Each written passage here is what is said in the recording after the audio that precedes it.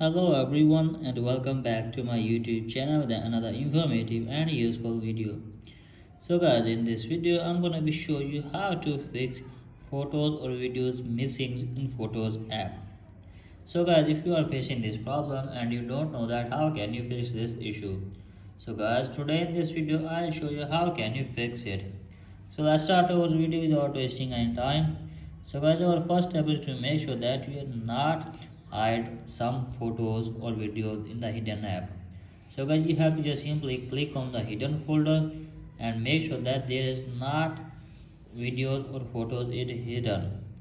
So guys, after making sure that there is no hidden photos in the hidden app, then you have to just simply open settings, and from here guys simply tap on your profile, and from here guys you have to just simply tap on open your iCloud, and from here guys you have to just simply turn on the option sync these photos.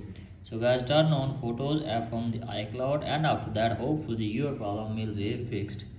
So in this way you can easily fix your problem. So that's it for today's video. Hope this video helps you. Please like and subscribe to my channel. Thank you.